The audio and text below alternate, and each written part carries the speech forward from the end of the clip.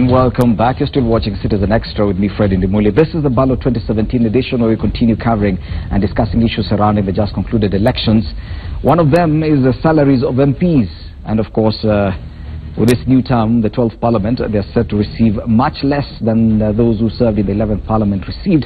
A total of 88,750 shillings, to be exact, from the basic salary. No more allowances for sitting in the plenary or in committees. No more 5 million shilling car grant at the beginning of your term. Instead, you'll have a 7 million shilling car loan, of course, at a reduced rate. And mileage has been greatly reduced. But the main question we're asking today on Citizen Extra is, are we not being overly critical and a bit too tough in our assessment of what our legislators should be earning? And if you were to talk, as we wrap up this conversation, gentlemen, and the lady on the panel, if you were to tell Kenya and the electorate something with regard to this, what would be the message? Because probably it is in our psyche, our thinking, our regard for the legislators, the kind of job that we've given them that is not even described in the Constitution. Isn't it that we as a society are forcing our legislators to actually take up a different role than that which they are supposed to take? Steve. I'm for legislators being paid well, by the way, and but I think within reason. We've had instances where there are reports that people claim mileage that they never took, or they sit in multiple committees and extend the term or the life of that committee so they can earn the commissions, etc., or the allowances. And so those are some of the things that need to be kept in check, and especially in consideration to where the rest of the Kenyans are in terms of their earning capacity as we are today. However, I'm all for paying them well, for many reasons. If you don't pay them well, they'll find a way to get paid anyway. I think as Kenyans we can make or propose an exchange. Reduce government waste and keep your salaries intact. Although that is not the general population's place, that is SRC's role to play. But we can look at what contributions members are making to the larger society, and therefore agree that based on your contribution or your give back, you know, your salary is okay. But where you have waste and then you have high packs and no returns, there's a reason for people to be concerned about earning money for nothing. Yes. Yeah. David, it's quickly how that love changed to hate. We were chanting and singing praises of these leaders that we just elected, but looking at the kind of backlash that even Gathoni Wamuchomba just received overnight on social media, it's quickly turned into hate from such great affection. She's one of those who got quite hundreds of thousands of votes, but people are already talking about, oh, recall her, do this or the other, just because of the salary issue. Don't you think we're quick to demonize legislators, probably without giving them that fair hearing? I think we should not be obsessed with, we should not overly be obsessed with this debate, okay? The salaries given to the MPs, the reason is to try and ensure that we don't have a corrupt people, and we can have people who will serve and serve well. So to that extent, then I think that's okay.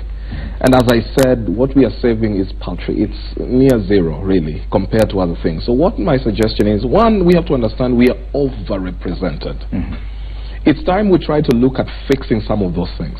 India, with 1 billion people, 20 times the population of Kenya, has only 600 people representing them. We have almost 400, 349 for 50 million people. And we could get more with this gender parity issue, which we'll be discussing next in the next hour. Yeah, and it goes down to, is there a need for that? The MCAs, if you add to the 1,450 MCAs, it's a joke for representing just 50 million people. All right? So those are some of the problems that we need addressed. And I would request the citizens to try and hold to account in their very environs. Some of the leaders, go to the county, deal with corruption. I want to hear you being this noisy. Suddenly now, I like it, just that I like how the women rep for Kiambu is willing now to agree with the women rep from Homa Bay on this matter. Yes. And the citizens of Kisumu agree with the citizens of Nyeri on this issue. How about we agree to fight corruption together? Because what happens is in this country is, if one of our own, who speaks my mother tongue, is found corrupt, and found culpable, we will go and decide, no, it's not going to happen. We saw it with battles with things like NYS, all right? So it becomes a tribal issue. Now, can we have this unity in objectivity? When we're talking, you know, issues that are raised of nationhood, of amalgamating the country and bringing it together, I want to hear the voice of the women rep in Lari, in Kiambu, as well as that of women rep in Homa Bay, saying that we can't have two sectors of the country saying they have tyranny of numbers when the others are going to be crying for liberation. Other 42 tribes are crying for liberation. We want to hear unity in purpose and objectivity. So this salary debate, it's a good thing to have, but if Kenyans understood where the MPs came from, I think they will appreciate. But the MPs should also not come out as if, you know, it's the end of life. Of course, the pressures on them abound by the day. They already look Inflation is crazy, and all these things are taking a hit on them. They must come to a compromise. Sarah Serem needs to rationalize this, and I hope it gets resolved somehow. If they look bad right now, they're going to look worse, because I'm sure the members of National Assembly are not going to sit or back down from this push for better pay. No, they will not. Even before we embark on this issue of gender parity, there's something that David has mentioned, that yes, we could be saving some money by reducing their salaries, but we're already overrepresented, and we run the risk of getting even more people. Remember, even at the county assembly level, only 96 women were elected. Yes? They need to cover for the rest, so that at least the number of women in county assemblies can be a third. That means more than 580 women will have to be nominated. Those are more people to pay. If we are saying we are already overrepresented, we've not seen the half of it yet. Don't you think we're just going round and round in circles? Reduce salary, then hire more people unnecessarily? Where are we going with this? It is a blessing and a curse in equal measure. A blessing in the instance that, given the philosophy on the chapter on representation, we wanted to get to a point where each and every individual's voice is represented in Parliament. So we have more people speaking for a larger population, but then perhaps we did not think through what this will cost us in terms of taxpayers. And I think moving forward, that's one of the discussions that we need to have, and from a constitutional basis, because what we are seeing now is underpinned within the Constitution. Do we go for an amendment? Do we find means and ways of again rationalizing salaries, so that no party feels aggrieved on either side? But then for the citizens out there, the question has always been, what comes first? Are the leaders a product of who we are, or are their mistakes or shortcomings a product of who they are? And for me, I say leaders, the leaders we take to Parliament are a reflection of who we are as a society.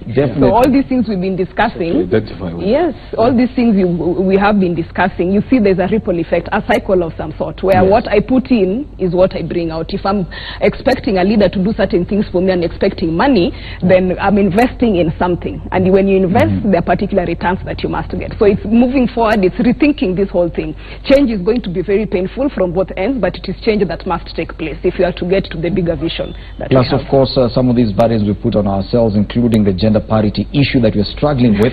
We went to a referendum and passed this law as it is. Now we're struggling even to comply with it. But that will definitely cost us more. Steve, as you make your final submissions on this issue of salaries for MPs, even as you comment finally, because I have to release you gentlemen so that we can discuss gender issues, but even as you talk about the gender issues, that will end up costing us more, and we have no choice but to comply. It will. Now the question is, do we have a choice or not? I'm not certain, actually I'm not aware that there's any place else in the world that requires a one-third gender rule, and it is obviously very difficult to implement. There's a cost associated with it for a country that's crying about the burden of paying the public service, etc. And so I think we need to relook at that, among other things in our constitution, to look at it and say, is this realistic or is it not? Because of the challenges that we have. When you add 500 or 580 new positions for women, does that add value to what we get back from our legislature? So that's a question that we need to really address and see whether there is really value in doing that. Of course, we want to lift up our women, etc., and it's a good thing, but perhaps that requirement may not be the right. David, finally. On gender issue, we must respect the law. We must respect the place of the judiciary, which had ruled on the gender issue, and let it be like that. Parliament cannot be the one to go and entrench impunity. So if that's it, that's the law, we don't have a way of undoing it politically. The law is the law. If we were able to comply with it amongst MCAs in the previous regime, then that's the law, they have to deal with it. I would still say that the overrepresentation, if it were dealt with, then we would not be even in this crisis of meeting the third. All right, it would be much easier. We will not even be complaining about how much they We would not. We would not even be complaining about it, because there are roles that I don't even think, you know, there are roles that conflict. One, they do more or less, some of these people do more or less the same jobs. I don't want to get into that. So it's a call for the country. But even greater than that is that I find it very unfortunate that we are back to discussing salaries when the country has bigger things to deal with. You know, issues of morality, issues of putting the nation together.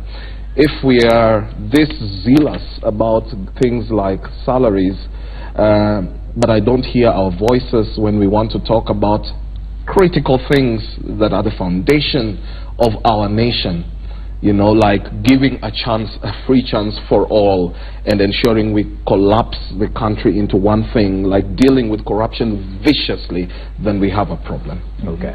Thank you so much, David Osiani, Sandro Chola, and Steve Gikonyo, helping us understand the issues surrounding the clamor. Of course, MPs, even before the gazettement of their names, or even before they are sworn into office, they've indicated that a section of them will, of course, reject the new proposal by the SRC for reduced pay for members of both the National Assembly and the Senate.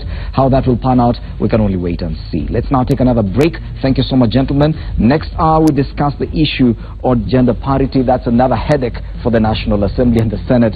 What will happen? That after the break.